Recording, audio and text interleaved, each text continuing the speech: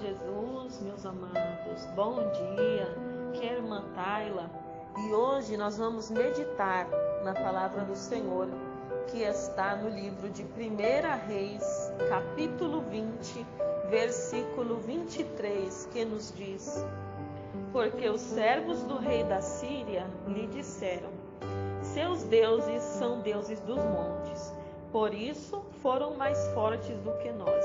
Mas pelejemos com eles em campo raso, e por certo veremos se não somos mais fortes do que eles. Amém? Glória a Deus, glória a Jesus. Amados, essa palavra foram as palavras de um profeta, né? Não sabemos se foi o profeta Elias, pode ser que sim, pode ser que não, a Bíblia não diz o nome do profeta, né? Mas foi a palavra do profeta que ele disse ao rei Acabe, rei de Israel, quanto aos pensamentos do rei da Síria.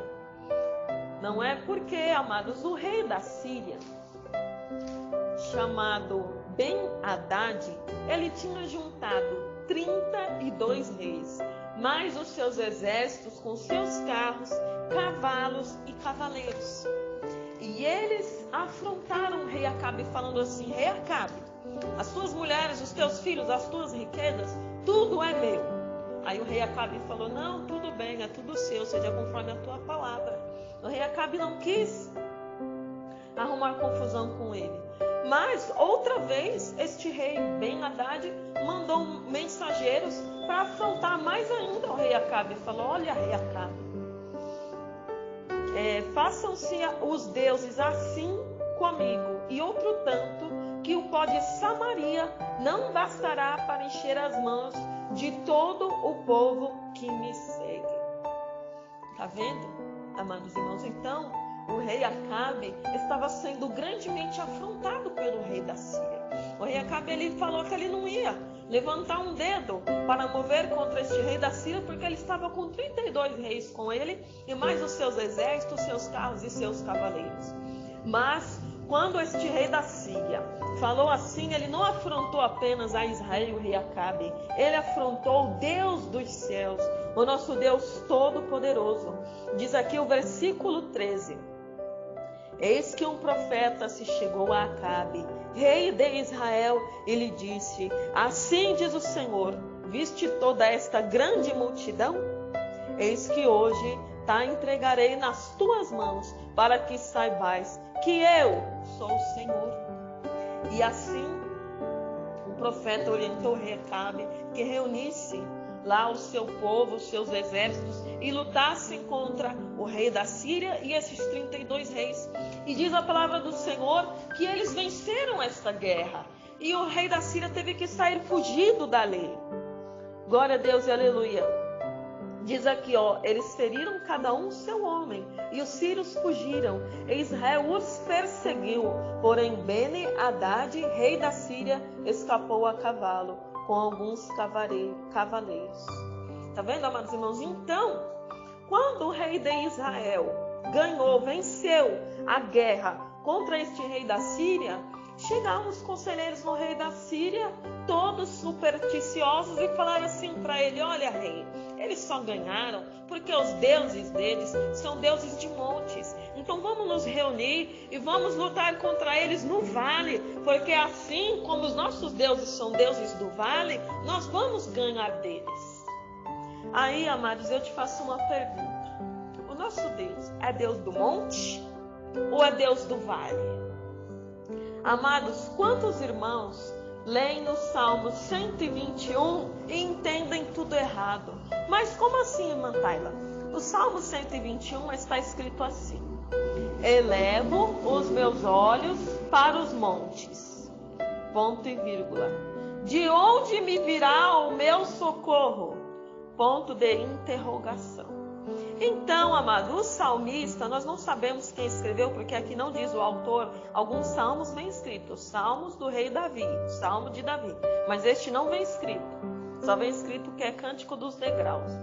Então, ele falou assim: eleva os meus olhos para os montes, e ele pensou: mas de onde vai vir o meu socorro? Então o socorro, meu amado irmão, não vem do monte, porque o nosso Deus não é Deus de monte, nosso Deus não é Deus de vale, nosso Deus não habita em templos feitos por mão de homens.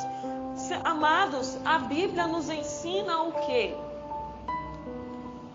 Isaías 66, o céu é o meu trono e a terra o escabelo dos meus pés. Que casa me edificaríeis vós? E que lugar seria o do meu descanso? Deus falou isso para o profeta Isaías para falar assim, olha, não adianta vocês querer construir templos suntuosos, maravilhosos, por achar que eu vou habitar lá, que eu não vou habitar lá. O meu Deus, amados, o nosso Deus, Ele habita aonde tem um adorador, aleluia, que o adora em espírito e em verdade, aleluia, aonde tem um coração contrito, aleluias, clamando e adorando a este Deus, seja no monte, seja no vale, seja dentro do templo, seja fora dele, aonde você estiver, se você aclamar ao teu Deus, Ele está ali para receber a tua oração, amém?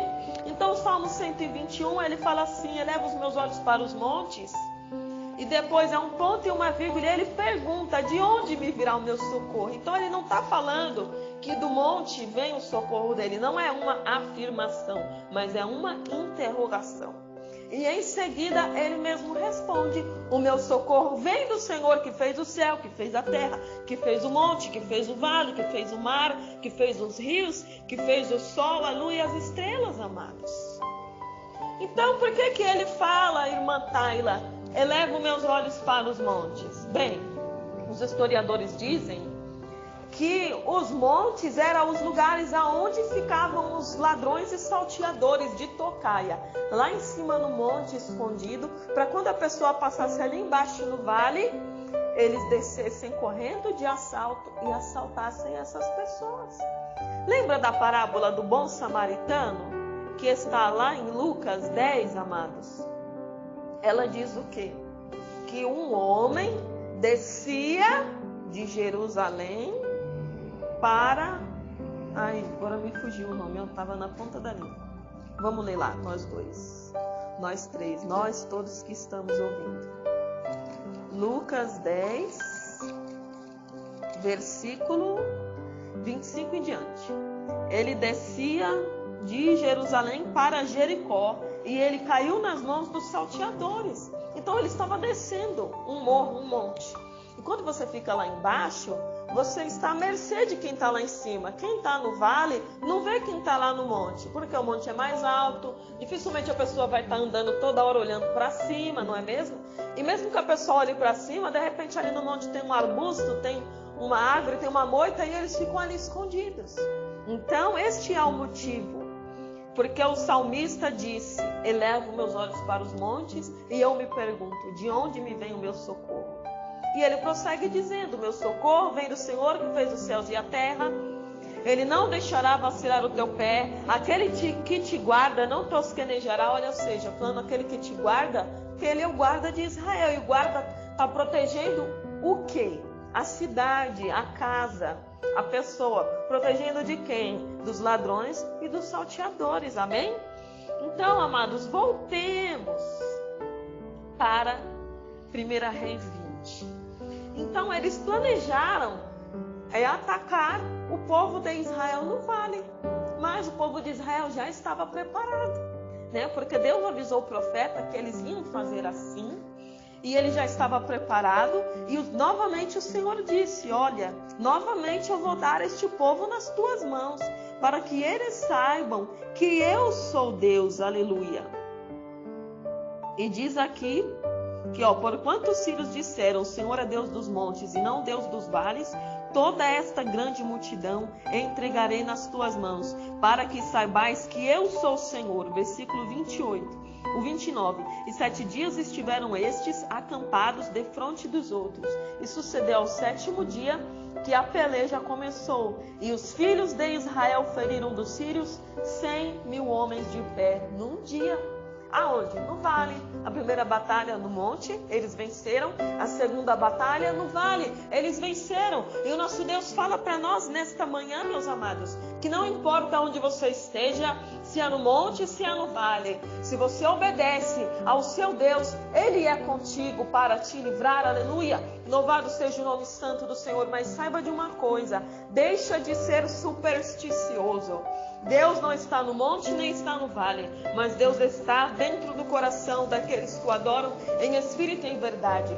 A Bíblia vai dizer em Atos 7:48 que Estevão, antes de ser apedrejado, disse: o Altíssimo não habita em templos feitos por mãos de homens. E ele prossegue lendo o profeta Isaías, que o céu é o meu trono e a terra é o escabelo dos meus pés. O que é escabelo, amados? É o estrado. Hoje em dia, se nós fôssemos falar, nós iríamos dizer puff.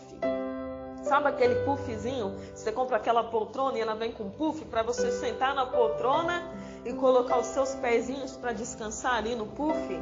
Então, quando diz escabelo dos pés, quer dizer a terra. É aquele puffzinho, é o descanso do pé de Deus. Porque o nosso Deus é grande, Ele é imenso, Ele é imensurável. O seu poder é imensurável.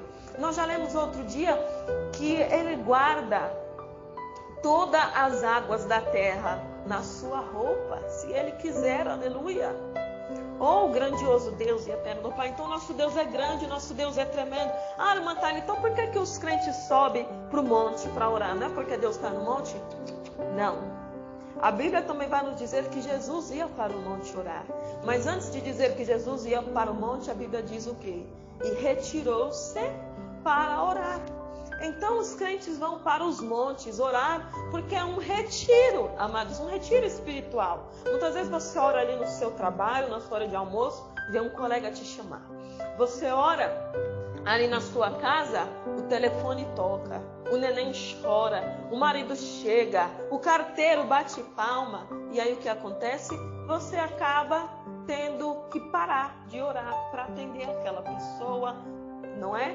Então, quando os crentes vão para o monte, é um retiro, amados. Desliga o celular, vai lá para o monte, coloca o celular no modo avião, se você quiser deixar o celular ligado para tirar uma foto ali, mas foca na adoração ao seu Deus.